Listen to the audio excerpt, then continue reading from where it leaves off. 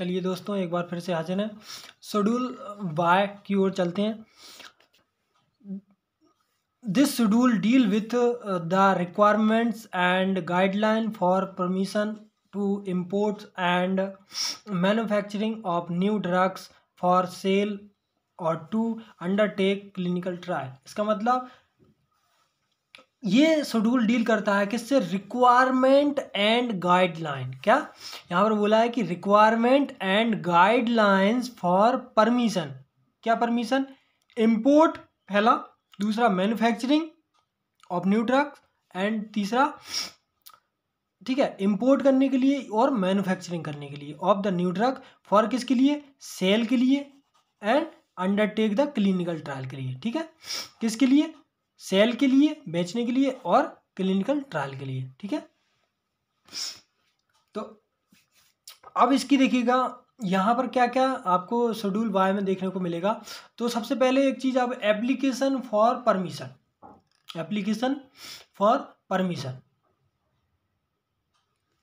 Okay, तो application for approval to import और manufacture new drug for sale और to undertake clinical trial should be made in form 44 along। इसके साथ साथ ये चीजें, ठीक है। अब देखिएगा यहाँ पर कह रहा है कि एप्लीकेशन फॉर अप्रूवल। क्या approval? Approval to import, import मतलब आयात, ओके, और मैन्युफैक्चर ऑफ न्यू ड्रग। ठीक है, मैन्युफैक्चरिंग या तो बना लो या फिर मंगा लो। ठीक है, या तो विदेश से अपन को मंगाना है, ओके, विदेश से अपन को मंगाना है या फिर अपन को खुद ही बनाना है। इस प्रकार से उसका अप्रूवल चाहिए होता है। देखो, किसी भी प्रकार का जैसे अपन बनाना है ना, कोई ड्रग बनानी है तो आप उसको लाइसेंस बनवाना पड़ेगा आपको, पहले नंबर इंडस्ट्री का भी, उसके बाद फिर अप्रूवल लेना पड़ेगा आपको। ठीक है, ये दवाई अपन बना रहे हैं, ये कर रहे हैं, ठीक है, या फिर अपन को मंगानी है तो भी अपन को क्या होना चाहिए? उस चीज़ का अप्रूवल लेना पड़ेगा। ऐसा नहीं कि अपन ने फ़ोन कर दिया विदेश में तो वो आ जाएगा, ऐसा नहीं होता। ठीक है, अब होता है न्यू ड्रग फॉर किसके लिए? सेल के लिए। सेल मतलब देखिएगा, अब जैसे इंपोर्ट अपन ने किया है या फिर अपन ने बना लिया है तो किस लिए बनाया? अपन ने सेल करने के लिए बनाया ना, मतलब बेचने के लिए बनाया, तो फॉर द सेल। और अंडरटेक द क्लिनिकल ट्रायल मतलब, और या क्लिनिकल ट्रायल के लिए दिया मतलब अपन ने इंपोर्ट कर लिया, कोई बाहर से दवा ड्रग इंपोर्ट की है और उसको अपन ने क्यों यूज कर रहे हैं? क्लिनिकल ट्रायल के लिए। ठीक है, या फिर अपन ने अपन ने ए ड्रग को या फिर किस लिए? मैन्युफैक्चरिंग के लिए, मतलब सेल के लिए। दो ही प्रकार से यूज कर सकते हैं, या तो उसकी सेल कर लो या फिर उसका क्लिनिकल ट्रायल कर लो, वही है ना। तो ये हैगा, या फिर अब इसका ए ड्रग को अपन ने आयात कर लिया या फिर बनाया है, किस लिए बनाया है? या तो सेल करने के लिए या फिर क्लिनिकल ट्रायल के लिए। ओके, ये चीज हो गई। फिर देखिएगा, should be made in form 44। देखिएगा, फॉर्म 44 मतलब होता है फॉर्म नंबर। देखिएगा, शेड्यूल वाई का भी फॉर्म नंबर होता है 44। उस 44 फॉर्म नंबर पर में क्या लिखा होता है? ये चीज़ें की कंडीशन और इंडिकेशन गाइडलाइन लिखी होती हैं। ओके, इस प्रकार से। अब देखिएगा, अब उसके साथ साथ along with chemical and pharmaceutical information, chemical और फार्मास्यूटिकल इंफॉर्मेशन की जानकारी भी होनी चाहिए शेड्यूल वाई के अंदर है। एनिमल फार्माकोलॉजिकल डाटा भी होना चाहिए, मतलब एनिमल फार्माकोलॉजिकल डाटा मतलब एनिमल पर जो आप क्लिनिकल ट्रायल करोगे, समझ गए ना। क्लिनिकल ट्रायल कहाँ करोगे? एनिमल पे या फिर ह्यूमन पे। तो वो जो एनिमल पे क्लिनिकल फार्माकोलॉजिकल डाटा करोगे वो भी आपके पास होना चाहिए। ठीक है, एनिमल टॉक्सिकोलॉजिकल डाटा मतलब जो टॉक्सिकोलॉजिकल डाटा मतलब जो तो अपने फार्माकोलॉजी निकाल ली उसकी, लेकिन जो टॉक्सिसिटी हुई वो भी तो आपको निकालना है ना। जो टॉक्सिकोलॉजिकल डाटा है वो भी आपको निकालना पड़ेगा, मतलब शेड्यूल वाई में आएगा। अब देखिएगा, अगला है क्लिनिकल ट्रायल। जो अपन ने देखा क्लिनिकल ट्रायल, तो क्लिनिकल ट्रायल शेड्यूल वाई के अंडर में ही आएगा। देखिएगा, अब देखिए ह्यूमन फार्माकोलॉजी, देखिएगा इसके क्लिनिकल ट्रायल के फेज होते हैं, फेज 1, फेज 2, फेज 2, फेज 4, इस प्रकार से। ओके। तो देखिएगा फेज 1 में क्या आएगा, ह्यूमन फार्माकोलॉजी, ठीक है। फेज सेकंड में therapeutic exploratory trial, okay. Phase third में क्या आएगा, therapeutic confirmatory trial, okay. Phase 4 में क्या आएगा, पोस्ट मैट्रिक ट्रायल। अब देखिएगा जब हम क्लिनिकल ट्रायल टॉपिक पढ़ाएंगे, मतलब ये आपका क्लिनिकल ट्रायल पढ़ेंगे ना, तो आपने सारे टॉपिक सारे फेज डिस्कस एक ब्रीफली डिस्कस करेंगे, क्योंकि ये बहुत ही महत्वपूर्ण और एग्ज़ाम के पॉइंट ऑफ व्यू से और आपका वाइवा के पॉइंट ऑफ व्यू से बहुत ज़्यादा इम्पोर्टेंट टॉपिक क्लिनिकल ट्रायल होता है। तो आपको एक सेपरेटली पढ़ने का मौका इसको मिलेगा, ओके। अब होता है schedule F part X, okay. Schedule F part 12 okay. तो this schedule deal with the requirement for functioning and operation of blood bank and और for preparation of blood component. क्या बोला इसमें, तो शेड्यूल एफ में क्या आएगा, शेड्यूल एफ में ब्लड बैंक से संबंधित जानकारी आएगी, समझ गया ना। ब्लड बैंक से संबंधित चीज़ें आएंगी, जैसे कि ब्लड बैंक ये फंक्शनिंग ऑफ ब्लड बैंक, मतलब ब्लड बैंक क्या काम करती है ब्लड बैंक ऑपरेशन ऑफ वही ऑपरेशन मतलब प्रोसेस वही चीज़ है of blood bank and for the preparation of blood component. देखिए ये जानकारी प्रिपरेशन ऑफ ब्लड बैंक की, ब्लड कंपोनेंट जैसे बनाना है, सीरम निकालना है, उसमें से आरबीसी अलग करना है, डब्ल्यूबीसी अलग करना है, तो वो क्या होता है, कंपोनेंट का प्रिपरेशन होता है, ठीक है। तो बनाना होता है, ठीक है, अलग अलग मेथड यूज करते हैं। तो वो भी मेथड कहाँ आएंगी, शेड्यूल एफ में आएंगे, समझ गए ना। तो शेड्यूल एफ में किससे संबंधित है, ब्लड बैंक से संबंधित है, ओके। अब हम पढ़ते हैं DMR।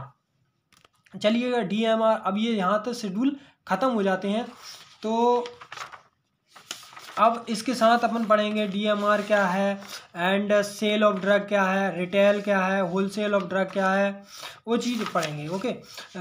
Restrictive licence, offences and penalties, इस प्रकार की चीज़ें अपन पढ़ेंगे, ओके। चलिएगा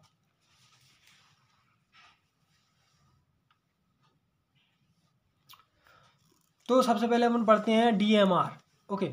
DMR drug and magic remedy act. DMR होता है drug and magic remedy act 1954, ठीक है।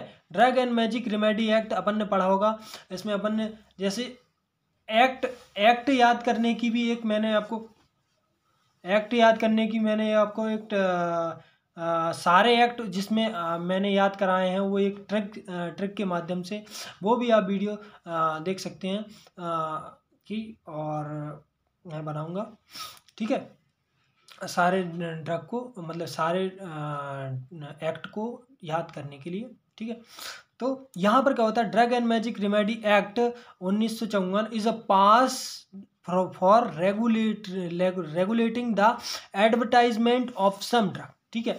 कहने का मतलब क्या आएगा, ड्रग एंड मैजिक रेमेडी जो एक्ट होता है वो क्या करता है, जैसे टीवी पे ऐड आते हैं, ठीक है, बाम लगाइए आपका, ठीक है, डाइक्लोफिनेक युक्त बाम लगाइए, है कि नहीं, झंडू बाम लगाइए, तो इस प्रकार के जो ऐड आते हैं ना, तो एडवर्टाइजमेंट आपके हैं, तो आप देखिएगा उसमें जो होते हैं मैजिक, मतलब यहाँ पर क्या होता है, बहुत ज़्यादा बढ़ा चढ़ा कर चीज़ें बताई जाती हैं, वो चीज़ें बताई जाती हैं, तो वो उस पर कंट्रोल लगाने का, उस पर रेगुलेशन करने का काम किसका है, drug and magic remedy act का, ओके।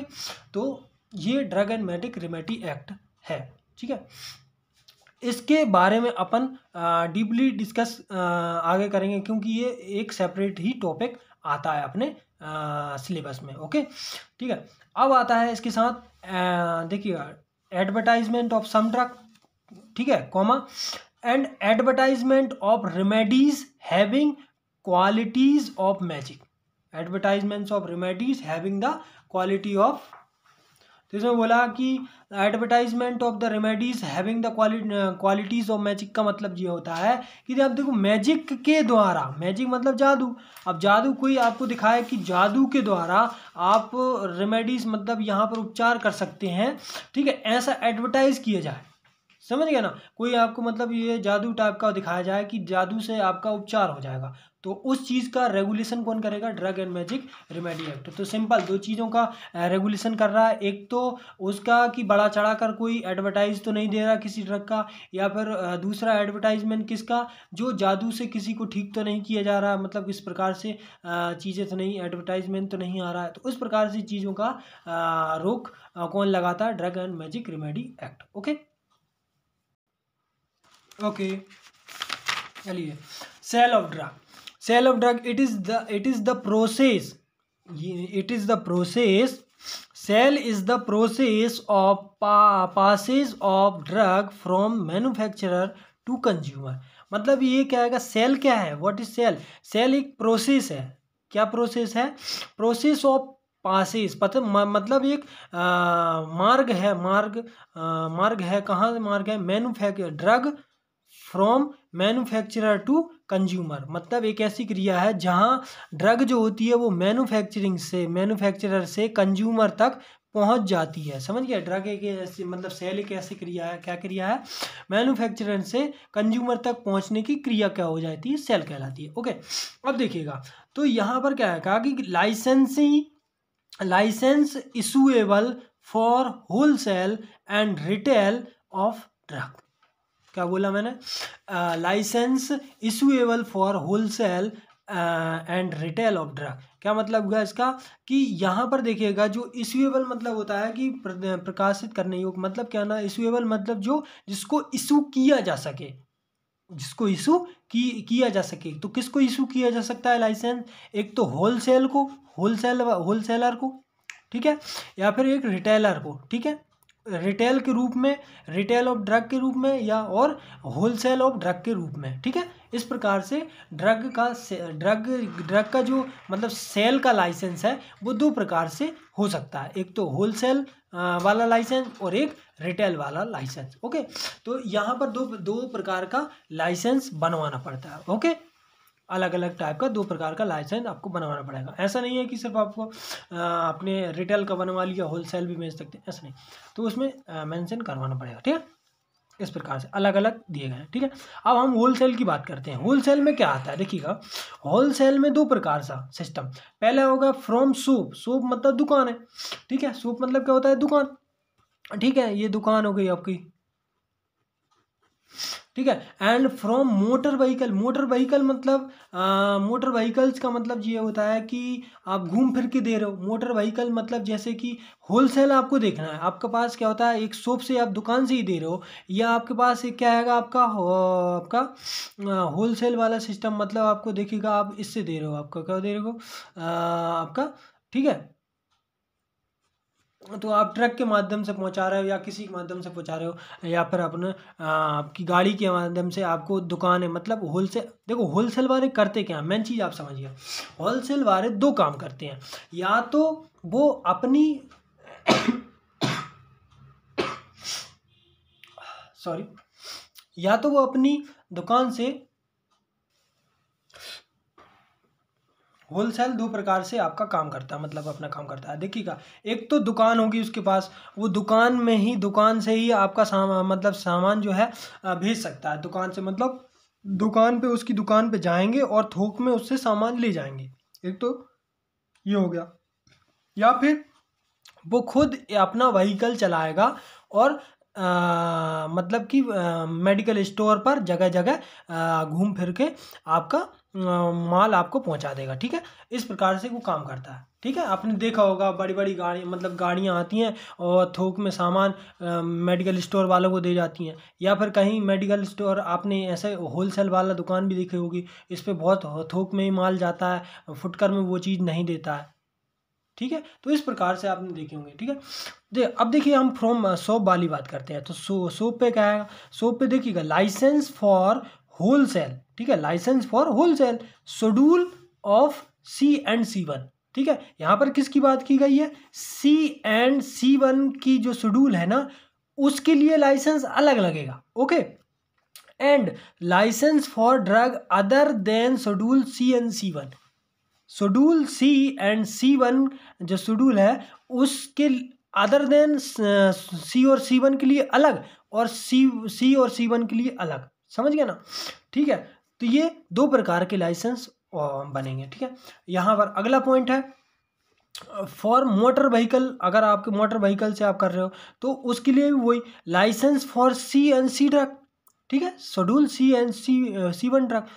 दूसरा licence for drug other than C&C drug, C1 schedule. तो आप देखिएगा, तो दो प्रकार के लाइसेंस बनते हैं, दोनों में एक जैसे लेकर। अब देखिएगा, अब हम बात करते हैं रिटेल। रिटेल मतलब जो फुटकर में बेचता है उसकी बात करते हैं, ठीक है। अब होलसेल वाले की बात कर ली, अब अपन जो फुटकर में मतलब जो फुटकर में बेचता है, ठीक है, उसकी बात कर लेते हैं, ठीक है। अब देखिएगा, रिटेल भी दो प्रकार, जैसे फ्रॉम शॉप, इसकी भी आपके पास इसकी भी दुकान होगी, ठीक है, इसकी भी क्या हो सकती है, दुकान है। मेडिकल, ठीक है, मेडिकल स्टोर क्या है, इसकी मेडिकल स्टोर है। अब देखिएगा जो मेडिकल स्टोर है, आप देखिएगा उससे भी ये बेच सकता है। दूसरी बात, आपका वेंडर्स, वेंडर्स मतलब विक्रेताओं, विक्रेताओं मतलब आपका ये भी घूम फिर के दे सकता है, या फिर उस प्रकार से मतलब कि विक्रेताओं, ये वेंडर्स, ठीक है, वेंडर्स के विक्रेताओं द्वारा, विक्रेता टाइप का है। अब देखिए ये क्या करता है, अगर हम बात करते हैं, ये भी देखिए only specified drug in specified area. यहाँ पर क्या होता है, जो वेंडर्स का मतलब विक्रेता मतलब ऐसा होता है चीज़ें कि देखिए जो एक स्पेसिफिक ड्रग ही आपको एक स्पेसिफिक एरिया में चाहिए। मान लीजिए बिहार में कोई अलग चीज़ की बीमारी की ज़्यादा ज़रूरत है, उसमें अलग ही मतलब, या फिर बिहार के कोई ज़िले में तो ज़्यादा ज़रूरत किसी एक चीज़ की ज़्यादा पड़ रही है आपको, वहाँ पर ऐसा पता चला है ऐसा, तो वहाँ पर एक स्पेसिफाइड ड्रग कोई अलग ये वेंडर के द्वारा पहुँची जाएगी, ठीक है, इस प्रकार से समझ लीजिए। फिर आपके पास आता है मेन चीज़ फ्रॉम सोप, जो सबसे ज़्यादा यूज में ली जाती है, ठीक है। अब देखिए फार्मेसी, आपने फार्मेसी चला रहे हैं आप, भाई वही मेडिकल स्टोर मतलब फार्मेसी। दूसरा होता है केमिस्ट, आप केमिस्ट चला रहे हैं मतलब वही केमिस्ट जैसी फार्मेसी, ठीक है, ओके। दूसरा होता है drug store, drug store and druggist मतलब ड्रग बेचने वाला, ड्रग स्टोर।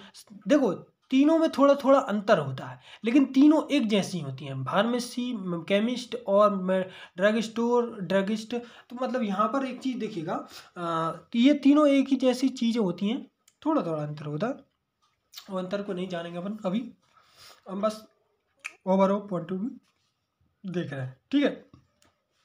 अगला देखिएगा, अगर हम एक चीज़ बात करें, देखिए सेपरेट लाइसेंस की बात करें, देखिएगा रिटेल के लिए भी सेपरेट लाइसेंस हो सकता है, जैसे कि देखिएगा separate licence for C1 drug के लिए। देखिएगा जैसे अपन ने केमिस्ट है, तो केमिस्ट भी तो ये ड्रग बेच सकता है, और फार्मेसी वाला भी ये ड्रग बेच सकता है, ड्रग स्टोर वाला भी ये तो इस प्रकार से, ठीक है। तो आपको क्या खोलना है, कैसी ड्रग बेचनी है, वो आप डिसाइड कर सकते हैं, ठीक है। तो अब देखिए सेपरेट लाइसेंस फॉर C और C1 ड्रग, ठीक है, ये शेड्यूल है।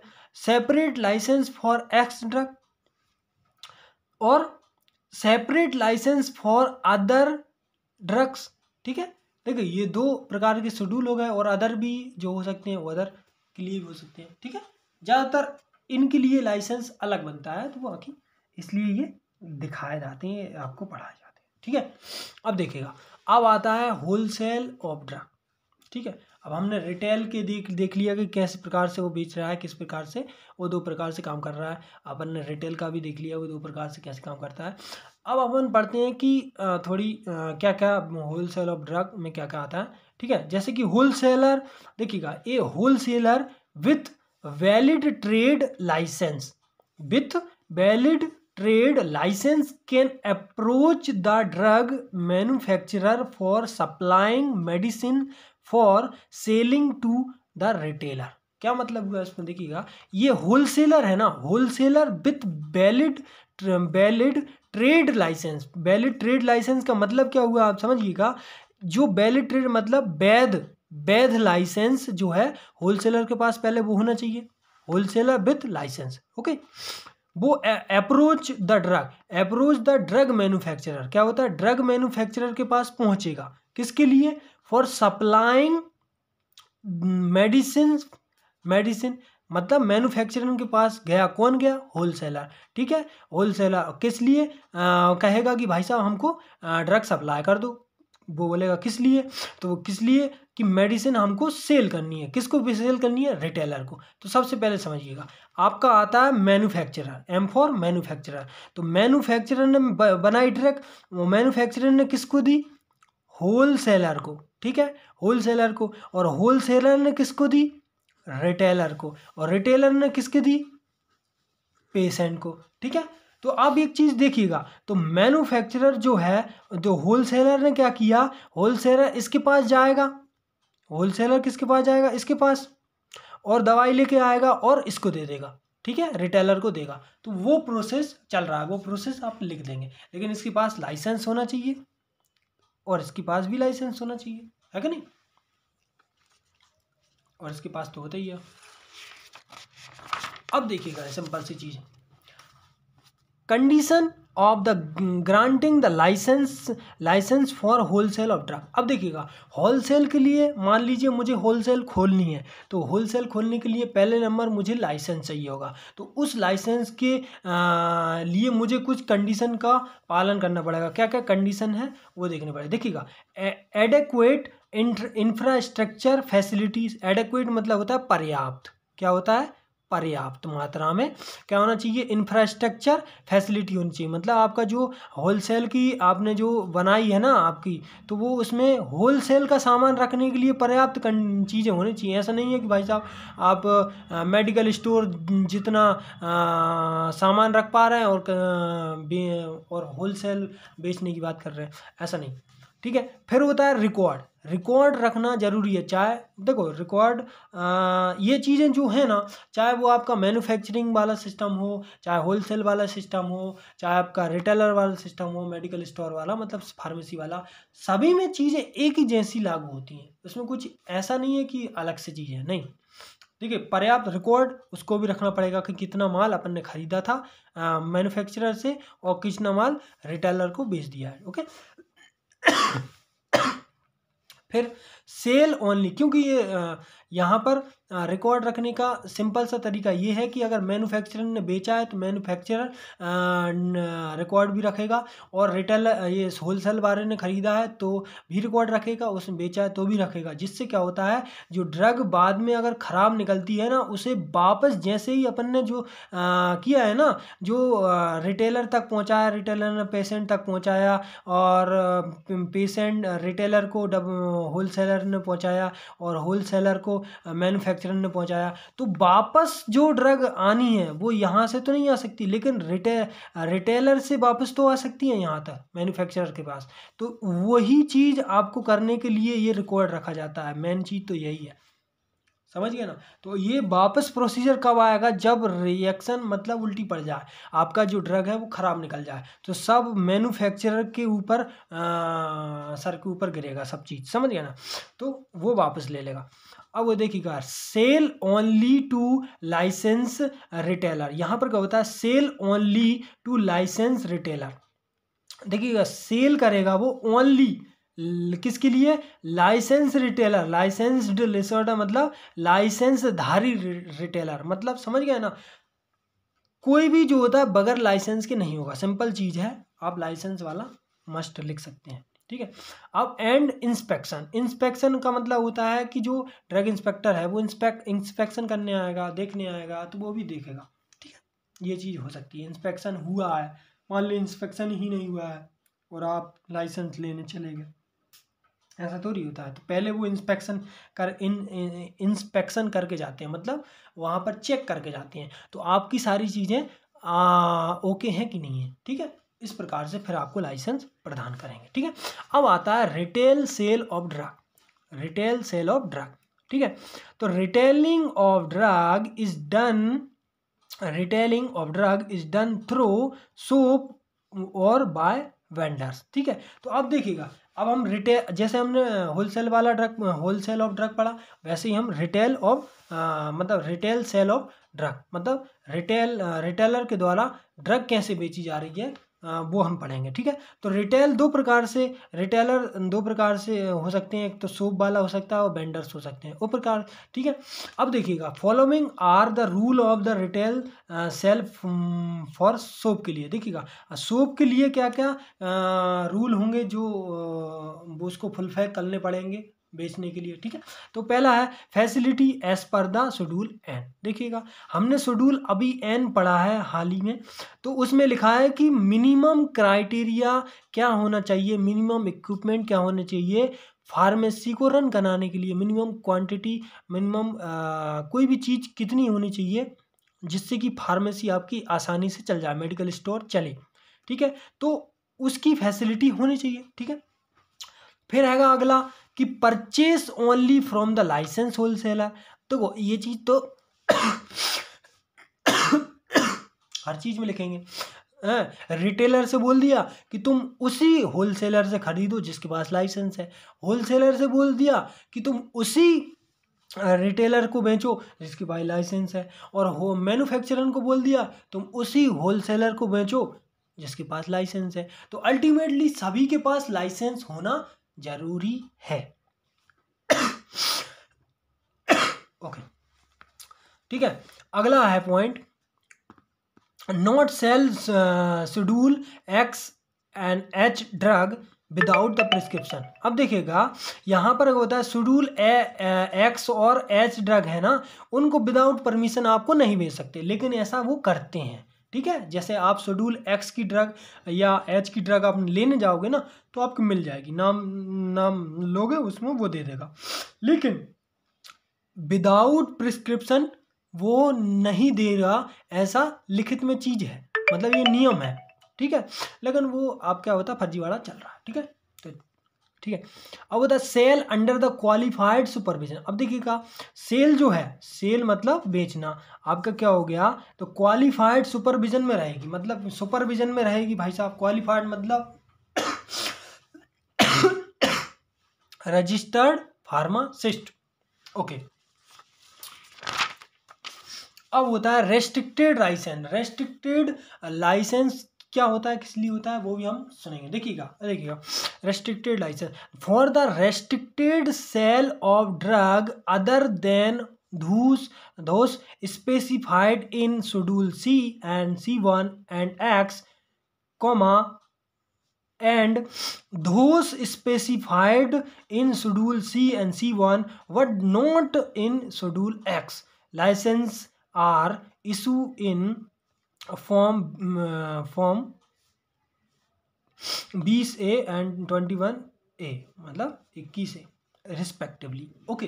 तो इसने क्या बोला, रेस्ट्रिक्टेड लाइसेंस क्या है, रेस्ट्रिक्टेड लाइसेंस एक ऐसी ड्रग के लिए है, जैसे कि देखिएगा हमने अभी रिटेल लाइसेंस देख लिया, होलसेल लाइसेंस देख लिया, सबके लिए मान लीजिए हो गया, लेकिन रेस्ट्रिक्टेड लाइसेंस क्या होता है, एक ऐसा जो हमने देखा कि जो शेड्यूल सी और C1 एक्स के लिए होगा, ठीक है। अगला है शेड्यूल सी और C1 के लिए तो है लेकिन एक्स के लिए नहीं है, ठीक है। तो एक लाइसेंस दो कैटेगरी अपन जो बनाई थी ना, वो कौन कौन सी है, वो यही है, देखिएगा एक में क्या आएगा, एक लाइसेंस एक ऐसा है कि जिसमें शेड्यूल C और C1 और X की ड्रग लिखी गई है, और एक लाइसेंस कौन सा है, शेड्यूल C और C1 और X की लिखी नहीं गई है, ठीक है। शेड्यूल C और C तो है, C1 है लेकिन X नहीं है, तो इस प्रकार से दो लाइसेंस बन गए, एक तो विथ X और विदाउट X, ओके।